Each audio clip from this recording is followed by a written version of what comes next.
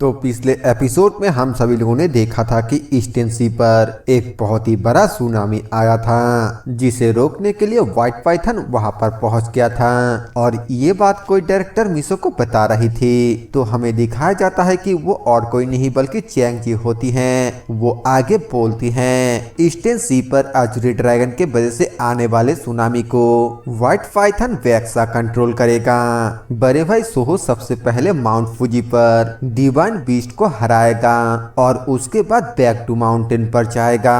हमें white Python को दिखाया जाता है जो कि आखिरकार ईस्टर्न सी पर पहुंच चुका है और वो अजूरी ड्रैगन के वजह से आने वाले सुनामी को रोकने के लिए उल्टी दिशा से एक और सुनामी क्रिएट करके उस तरफ भेज देता है। वैक्सा को देखकर अजूरी ड्रैगन बोलता है, एक सांप मेरा रास्ता रोकने वाला क्या सिर्फ एक मामूली सा सांप है? वैक्सा बोलता है, मैं सिर्फ कोई मामूली सांप नहीं हूँ, मैं हेवन स्वेल्विंग पाइथन हूँ। ड्रैगन बहुत ही ज्यादा गुस्से के साथ चीखते हुए बोलता है, एक नीच कीड़ा मेरा रास्ता रोकने की हिम्मत कैसे कर सकता है? वैक्सा बोलता है, आज मैं तुम्हें निगल जाऊंगा।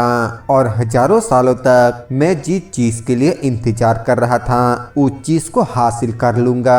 सीन चेंज होकर हमें माउंट फुजी का सीन दिखाया जाता है, जहां पर हमें एक शेर जैसा बीस्ट को दिखाया जाता है जिसका बॉडी इंसानों जैसा था। वो अपने ताकत को महसूस कर खुश होते हुए बोलता है, मुझे अपने दुनिया के ताजी हवा महसूस किए हुए कितना समय हो गया है, ये कितना ज्यादा रिफ्रेशिंग है, मैं अपने ताकत बढ़ती हुई महसूस कर सकता हूँ। तभी हमें सामने लावा के अंदर से सोहो को भी चलकर उसी तरफ आता हुआ दिखाया जाता है और वो उस डिवाइन बीस्ट को देखते हुए बोलता है, हाँ बिल्कुल, तुम बिल्कुल सही कह रहे हो, एक डिवाइन बीस्ट जो लावा के अंदर सो रहा था। लेकिन हाँ, तुम्हें मारने से पहले मैं तुमसे एक बात पूछना चाहता हूँ। वो भी सोहो को देखकर स्माइल करते हुए बोलता है, एक इंसान। फिर सोहो से पूछता है, आखिरकार तुम कौन हो? लेकिन वो अचानक से हैरान होकर बोलता है, जरा एक मिनट रुको, एक इंसान आखिरकार लावा के अंदर कैसे खड़ा हो सकता है? सोहो बोलता है, तुम्हें यह जानने की कोई भी जरूरत नहीं है, तुम बस ये बताओ कि क्या तुम डिवाइन रियलम के बारे में जानते हो? वो भी थोड़ा सोचते हुए बोलता है, डिवाइन रियलम, ये तो थोड़ा बहुत मुझे जाना पहचाना लग रहा है लेकिन याद नहीं आ रहा है। सोहो बोलता है, तुम खुद को डिवाइन बीस्ट कहते हो और डिवाइन रियलम के बारे में भी नहीं जानते हो, तो फिर तुम्हें तो ये भी नहीं पता होगा कि तुम यहाँ पर कैसे आए या फिर डिवाइन रियलम तक कैसे जाया जाए। बीस्ट बोलता है, मेरा दिमाग जिस चीज को याद रखता है वो बस ये है कि ये जगह धरती असल में हमारा जमीन है और मेरे सामने जो इंसान है वो एक घुसपैठिया है जिसकी मुझे टुकड़े टुकड़े करना है। सोहो अपने पावर को एक्टिवेट करते हुए बोलता है, तुम्हें एक डिवाइन बीस्ट माना जाता है लेकिन तुमने बहुत ही लंबे समय तक जमीन के अंदर रहकर बिताया है। लेकिन क्या तुम जानते हो, मैंने अभी अभी अपने एक पुराने दोस्त से मिला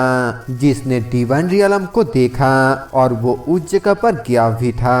और फिर स्माइल करते हुए बोलता है, मैं तुम्हें बताऊंगा कि आखिरकार डिवाइन रियलम पर कैसे जाया जाता है। ये सुनकर डिवाइन बीस्ट बहुत ही ज्यादा गुस्से से बोलता है, एक आम इंसान मेरे आगे इतना ज्यादा घमंडी कैसे बन सकता है? मैं अपने नुकीले दांतों से तुम्हारे गर्दन को मरोड़कर तुम्हें रेस्ट इन पीस कर दूंगा।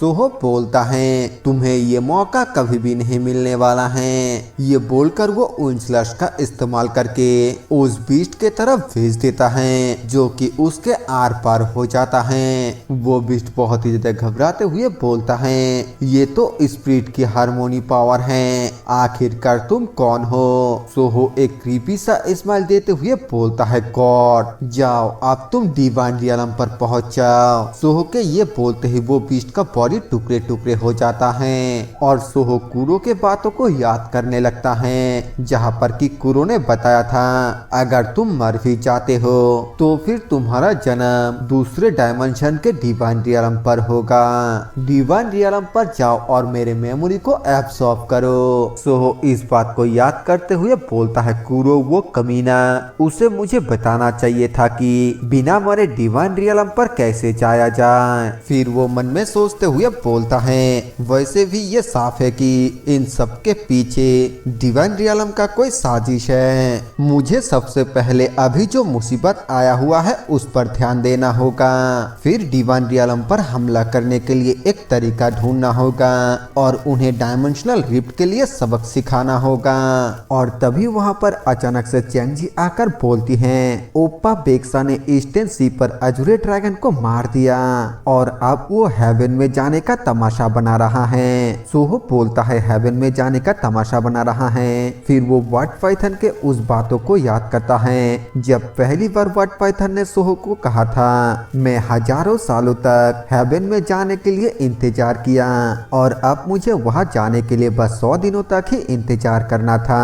ऐसे हालात में मैं मरकर दुनिया में एक मजाक बनकर नहीं रहना चाहता हूँ। इस बात को याद करते हुए सोहो बोलता है, जब हमारा पहली बार मुलाकात हुआ था तब उसने मुझे ऐसा कहा था, तो इसका मतलब तो डिवाइन रियलम पर ही जाना हुआ है ना।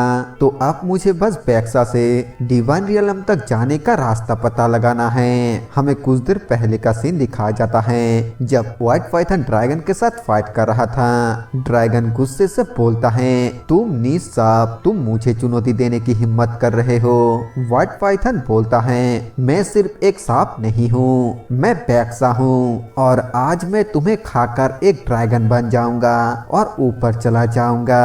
ये बोलकर वो ड्रैगन के मुंह पर काट लेता है, लेकिन ड्रैगन अपने आप को छुड़ाकर उसको ही काटते हुए बोलता है, क्या तुम्हें सचमुच लगता है कि तुम अपने उन बेकार से नुकीले दांतों से मुझे हरा सकते हो? बेक्सा भी उसे दोबारा काटते हुए बोलता है, हाँ बिल्कुल, तुम्हारे आंखें ऑलरेडी धुंधले देखना शुरू हो गया है और तुम्हारा व्हाइट फोर्स भी कम होता जा रहा है। क्या तुम्हें लग रहा है कि इस समय तुम कुछ इल्यूजन देख रहे हो? ड्रैगन बोलता है, घटिया नीच सांप, तू आखिरकार क्या बकवास कर रहा है? लेकिन मन में सोचते हुए बोलता है, नहीं रुको, मुझे सचमुच चक्कर क्यों आ रहा है? बेक्सा बोलता है, तुम ऑलरेडी अपना कंट्रोल खो चुके हो और तुम्हें ये भी एहसास नहीं है कि तुम्हें मेरे विषैले नुकीले दांतों ने काटा है। हमें फ्लैशबैक में दादी को दिखाया जाता है जो कि बेक्सा के दांतों पर पॉइजन लगा रही होती है और वो बताती हैं, ये बहुत ही खास किस्म के जहर हैं, इसे निकलने से कोई भी नुकसान नहीं पहुंचता, लेकिन अगर इससे तुम किसी को काटते हो तो फिर उसका मरना तय है। तो तुम्हें बस इस बात का ध्यान रखना होगा कि तुम अपने ही जीभ को ना काट लो। हमें फिर से बेक्सा को दिखाया जाता है जो कि ड्रैगन को बुरी तरीके से पछाड़ते हुए बोलता है, अब तुम्हारा मरने का समय आ गया है। यहाँ तैरकर आते समय मैंने तुम्हारे मरने के लिए बिल्कुल सही जगह चुनी और वो यही जगह है। ये बोलकर बेक्सा ड्रैगन को पकड़कर सीधा समुद्र के अंदर लेकर जाता है और एक नुकीले चट्टान को ड्रैगन के सर के आर पार कर देता है, जिससे ड्रैगन का वहीं पर मौत हो जाता है। फिर हमें कुछ देर बाद का सीन दिखाया जाता है जहाँ पर कि बेक्सा का 2 सिंग उग आता है और वो धीरे धीरे करके एक ड्रैगन में बदलने लगता है। वो खुश होते हुए बोलता है, मैं इसे महसूस कर सकता हूँ, क्या मैं आखिरकार एक ड्रैगन में बदल रहा हूँ? क्या मेरा लाखों सालों तक का इंतजार आखिरकार पूरा हो रहा है? फिर वो एक जोरदार रोर करते हुए समुद्र से बाहर आकर आसमान के तरफ जाने लगता है और आसमान पर एक पोर्टल जैसे चीज को देखते हुए बोलता है, वो रोशनी जिसके लिए मैंने लाखों सालों तक इंतजार किया।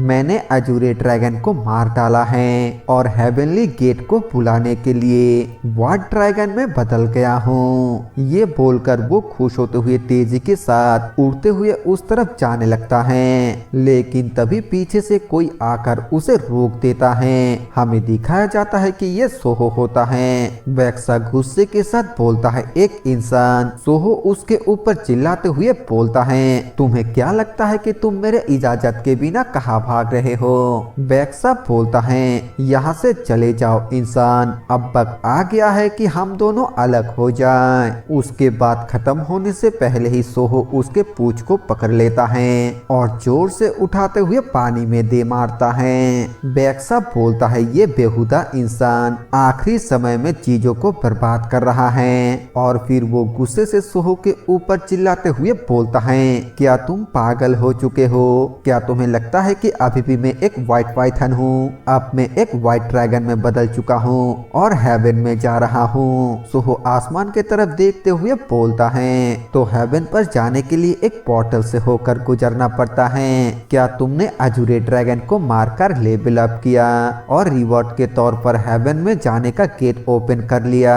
लेकिन ये क्या, वो चीज तो गायब हो रहा है। ये देखकर बैक्सा जोर से चिल्लाते हुए बोलता है नहीं ये नहीं हो सकता और फिर दोबारा से तेजी से उस तरफ जाते हुए बोलता है अगर ये मुझसे चूक गया तो फिर दोबारा मुझे हजारों दिन तक इंतजार करना पड़ेगा। तभी सोहो तेजी से उसके करीब जाते हुए बोलता है तो क्या हेवनली गेट को ओपन करने का कूलडाउन 1000 दिन है? ये तो बहुत बुरा है, लेकिन खैर इससे मेरा काम तो बन जाएगा। ऐसा लगता है जैसे ये कोई डिवाइन रेवलेशन है जो तुम्हें मेरे साथ लंबे समय तक बने रहने के लिए कह रहा है। बैक्सा बोलता है अपना मुंह बंद कर इंसान, मैं चाह रहा हूँ, मुझे बिल्कुल भी मत रोकना।